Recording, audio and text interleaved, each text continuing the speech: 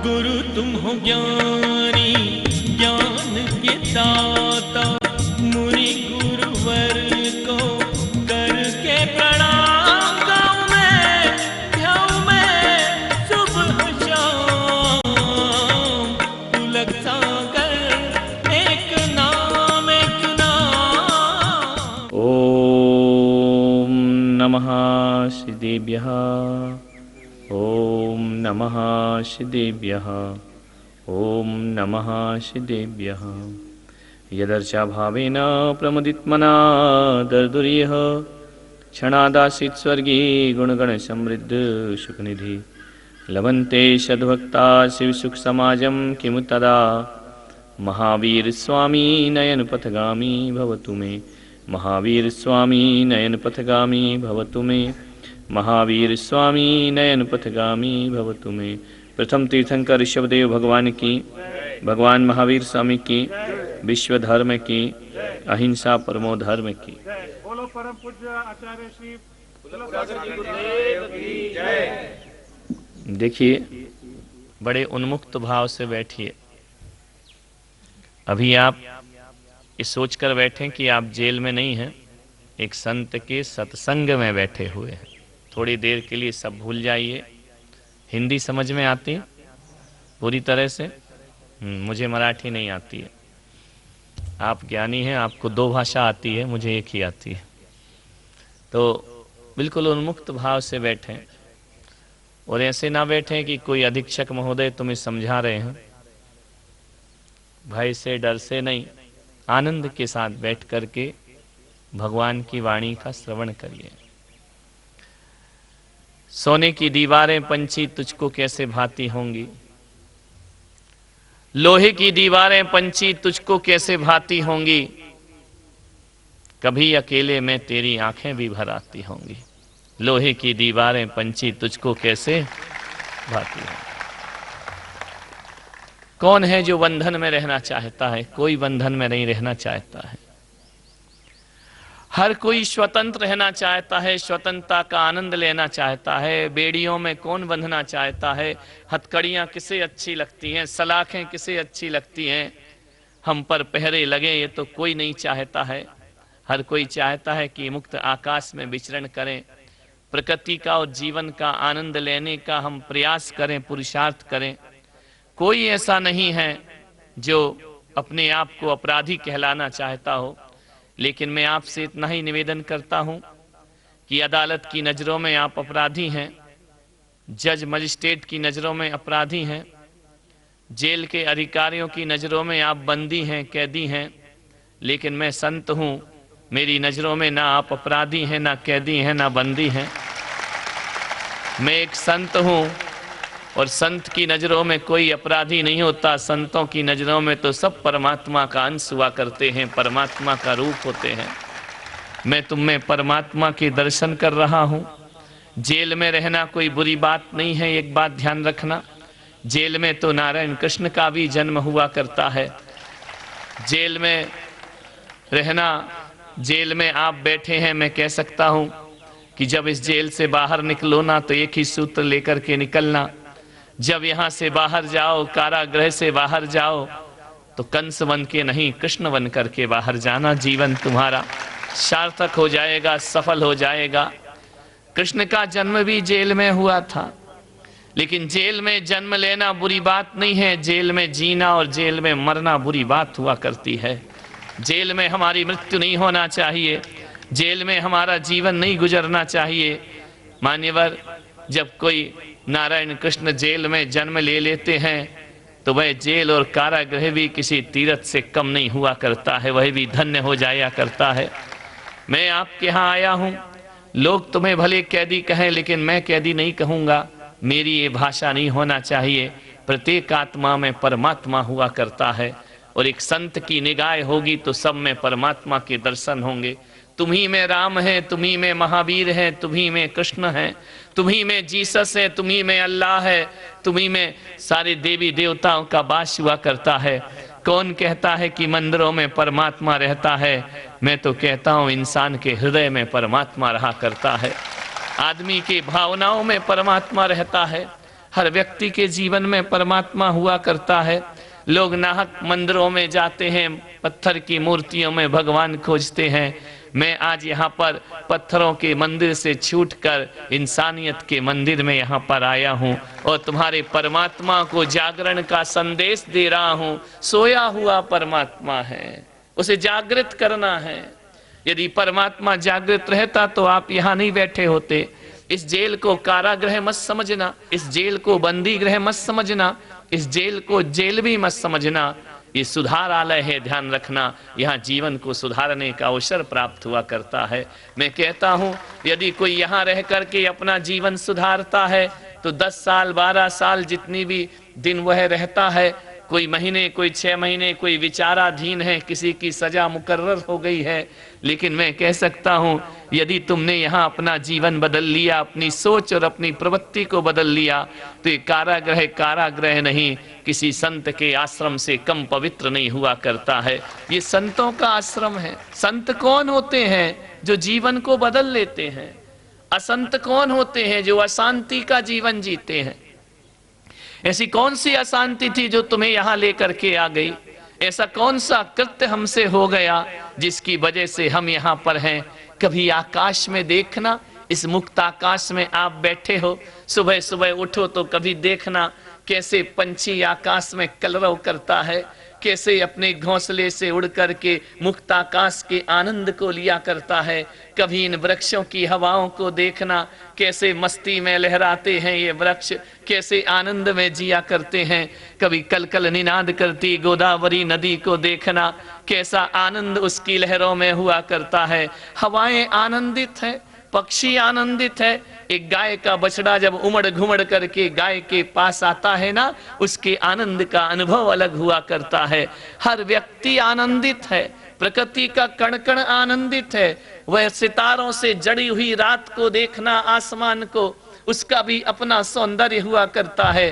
और एक बात याद रखना, पूनम का सौंदर्य अपना होता है और अमावस का सौंदर्य अपना हुआ करता है। हर चीज तो प्रकृति की आनंदित है, हर व्यक्ति के जीवन में आनंदित है। दुनिया के पास सब कुछ है फिर भी वह दुखी है, और मैं संत हूँ, मेरे पास कपड़े भी नहीं फिर भी मैं आनंद का जीवन जिया रहा हूँ। मैं आपसे इतना ही निवेदन करना चाहता हूँ, प्रकृति का कण कण आनंदित है, मनुष्य क्यों उदास है? मनुष्य क्यों दुखी जीवन जीता है? जो समझदार प्राणी है और वह दुख की जिंदगी जीता है, पीड़ाओं की जिंदगी जीता है। आपसे मेरा निवेदन है, क्यों हो गए हमारा जीवन ऐसा? क्यों हो गए हम हताश? हमारा जन्म भी तो महावीर की तरह हुआ था, हमारा जन्म भी तो राम की तरह हुआ था, हमारा जन्म भी तो कृष्ण की तरह हुआ था, हमारा जन्म भी जीसस की तरह हुआ था। आप बताइए, आपके जन्म में और मेरे जन्म में अंतर क्या है? जिस प्रक्रिया से आप पैदा हुए उसी प्रक्रिया से मैं पैदा हुआ हूँ, उसी प्रक्रिया से हमारे अधीक्षक महोदय और यहाँ का स्टाफ पैदा हुआ है। आपसे मेरा निवेदन है, कभी एक बार सोचने का प्रयास करना। 9 माह गर्भ में माँ के मैं भी रहा और 9 माह गर्भ में आप भी रहे, लेकिन ऐसी क्या स्थिति आ गई, जितने माँ बाप को हम प्यारे थे उससे भी ज्यादा तुम भी अपने माता पिता परिवार को प्यारे थे। लेकिन ऐसा क्या हो गया कि हम यहाँ बैठे हैं और आप वहाँ बैठे हैं? एक बात ध्यान रखना, ये कोई बहुत बड़ी बात नहीं है। मैं यहाँ बैठा हूँ, ये मेरी सोच का फल है, और आप वहाँ बैठे, ये आपकी सोच का फल है। आदमी के विचार ही आदमी को ऊपर से नीचे ले जाया करते हैं। विचार बदल लो, जीवन में आनंद ही आनंद होता है। एक व्यक्ति मेरे पास आया, मेरे कक्ष में, मुझे प्रणाम किया, नमस्कार किया। मैंने उससे पूछा क्या करते हो? बोले बहुत पैसा कमाता हूँ। मैंने कहा पैसा क्यों कमाते हो? बोले ताकि मैं पैसे वाला हो जाऊं। तो मैंने कहा पैसे वाले होकर क्या करोगे? बोले क्या करूंगा, बहुत बड़ी कोठी बंगला बनाऊंगा। मैंने कहा कोठी बंगला बना के क्या करेगा? बोले 8-10 कार खड़ी रहेंगी। मैंने कहा फिर क्या होगा? बोले 20 नौकर चाकर होंगे। मैंने कहा फिर क्या होगा? बोले एक सुंदर सी पत्नी मिलेगी। मैंने कहा फिर क्या होगा? बोले बच्चे हो जाएंगे। मैंने कहा फिर क्या होगा? बोले वो बड़े हो जाएंगे। होंगे। इनका फिर क्या होगा, उनके बच्चे हो जाएंगे, फिर क्या होगा? बोले फिर क्या होगा, फिर कुछ होगा ही नहीं, ध्यान रखना। फिर क्या होगा लास्ट में? लास्ट में तो कुछ होता ही नहीं। बोले फिर मैं शांति से जीऊंगा। मैंने कहा कि नादान, यदि शांति से जीना है तो इतने अशांति के काम क्यों करता है? आजा मेरे साथ, बैठ जा संत के साथ और शांति का अनुभव कर ले। इसके लिए दौलत की जरूरत नहीं होती है, इसके लिए पैसों की जरूरत नहीं हुआ करती है, इसके लिए वैभव की जरूरत नहीं हुआ करती है। एक बात ध्यान रखना, सोने के महल में रहने वाला भी अशांत है और झोपड़ी में रहने वाला भी शांत हुआ करता है। राम झोपड़ी में शांत थे, 14 वर्ष पर्णकुटी में वन फल खाकर के जीवन का आनंद जी रहे थे, और रावण सोने की लंका में भी शांति का अनुभव नहीं कर पा रहा था। सोने की लंका में करवट बदलता था, रात रात बेचैन रहा करता था। किसने कहा कि धन दौलत से शांति मिलती है? यदि धन दौलत से शांति मिलती ना तो मैं भी संत बनकर के तुम्हारे बीच नहीं, एक धनपति बनकर तुम्हारे बीच आता। लेकिन धनपति बनने की जरूरत क्या है? संत बन जाओ तो बड़े बड़े धनपति चरणों में माथा झुकाया करते हैं, संत बन जाओ तो बड़े बड़े राष्ट्रपति चरणों में माथा झुकाया करते हैं। विचार करिए, जीवन में सुख शांति का अनुभव करना है। आपसे एक गलती हो गई, आपने कहा कि पैसों से शांति मिल जाएगी, आपने सोच लिया होगा मकान से शांति मिल जाएगी, आपने सोच लिया होगा प्रतिशोध से शांति मिल जाएगी, मैं अपना बदला ले लूंगा तो शांत हो जाऊंगा, मैं अपने अपमान की कीमत चुका लूंगा तो शांत हो जाऊंगा। कितनी गलत फहमियों में हमने जिंदगी जी है, उससे शांति नहीं मिला करती है मेरे भाई। छोटे छोटे लोगों को जीतने से शांति थोड़ी मिलती है। भगवान महावीर कहते हैं दुनिया को जीतने से शांति नहीं मिलती, जो अपने आप को जीत लेता है उसे शांति की प्राप्ति हुआ करती है। अपने को जीतो, अपने को जिसने जीत लिया, अपने मन को जीत लिया, वो दुनिया में शांत हो जाया करता है। कोई बात नहीं, हो गई गलतियां, कुछ आ गए होंगे यहाँ पर, कुछ ऐसे भी होंगे जो अपराधी तो नहीं होंगे लेकिन अपराध में लिप्त नहीं होंगे, लेकिन फिर भी फंस जाते हैं, आ जाते हैं यहाँ पर। जो अपराधी होता है वो बाहर घूमता है और जो निरपराधी होता है वो अक्सर अंदर हो जाया करता है। मान्यवर, मैं इतना ही आपसे निवेदन कर रहा हूँ कि कुछ तो मजबूरियाँ रही होंगी, कुछ तो मजबूरियाँ रही होंगी, यूं ही कोई गुनाहगार नहीं हुआ करता है। ध्यान रखिए, कुछ ना कुछ तो हमारे जीवन में होता है। मान्यवर, मैं इतना ही आपसे निवेदन कर रहा हूँ।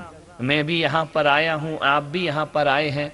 जब एक संत आता है तो स्वागत के साथ आता है। आप आए तो आपको अपमानित किया गया, आपको हीन भावना से देखा गया। आपसे निवेदन है, कुछ गलतियाँ हमसे हो जाती हैं, लेकिन एक बात ध्यान रखना, जो गलती करके पछताए उसे इंसान कहते हैं, जो गलती करके ना सुधरे उसे हैवान कहते हैं, जो गलती पर करे गलती उसे शैतान कहते हैं, और जो गलती करके फिर दोबारा ना करे गलती उसे भगवान कहते हैं। ध्यान रखना, दोबारा गलतियां नहीं, गलतियां करो, 100 बार करो, 1000 बार करो, होंगी, मनुष्य हो तो गलतियां होंगी, लेकिन एक संकल्प यहां से करके उठना कि हम गलतियां तो करेंगे, ऐसा कोई नहीं है। क्या सोचते हो, क्या मुझसे गलतियां नहीं होती हैं? मुझसे भी गलतियां होती हैं, इनसे भी गलतियां होती हैं। गलतियां कौन नहीं करता? गलती तो महापुरुष भी कर दिया करते हैं। लेकिन एक बात याद रखना, एक गलती कभी जीवन में 2 बार नहीं होना चाहिए।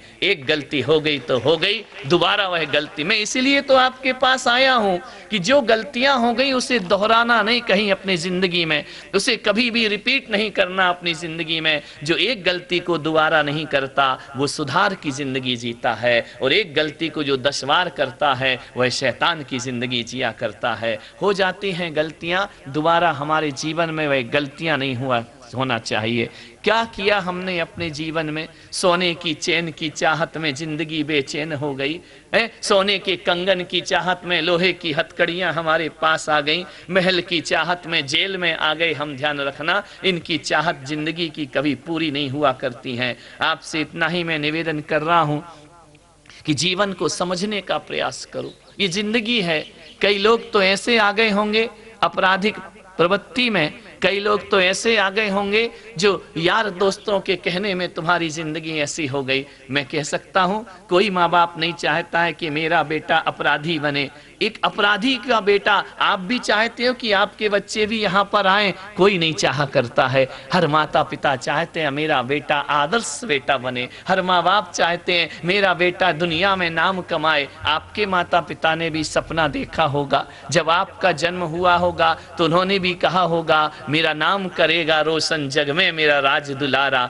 हर माँ बाप के अरमान होते हैं। फिर आदमी इन गलत रास्तों पर क्यों आ जाता है? जहां तक मैं सोचता हूं कि आदमी यदि जिंदगी में गलत रास्ते पर आता है तो माँ बाप की वजह से नहीं आया करता है। आदमी गलत रास्तों पर आता है तो अपने मजहब की वजह से नहीं आता है। आदमी यदि गलत रास्तों पे आता है तो संगति की वजह से गलत रास्तों पर आ जाता है। गलत आदमी की संगति, आपके यार दोस्त खराब थे, आपकी संगति खराब थी, आपकी उठक बैठक खराब थी। मैं तो निवेदन करना चाहता हूं कि यदि हिटलर को अच्छे संस्कार मिल जाते तो हिटलर राम बन करके खड़ा हो जाता, और राम को गलत संगति मिल जाती तो राम हिटलर बनकर अपनी जिंदगी जी सकते थे। ये संगति का फल है। यार दोस्त चंद जो चारों तरफ तुम्हारे साथ रहे, आज कौन है तुम्हारे साथ? कोई नहीं है। जिनके साथ मिलकर गलत काम हुए हैं वो बाहर घूम रहे हैं, तुम अंदर आ गए हो। अपराधी कौन नहीं है? जो पकड़ा गया सो अपराधी, और जब तक नहीं पकड़ा तब तक ईमानदार हुआ करता है।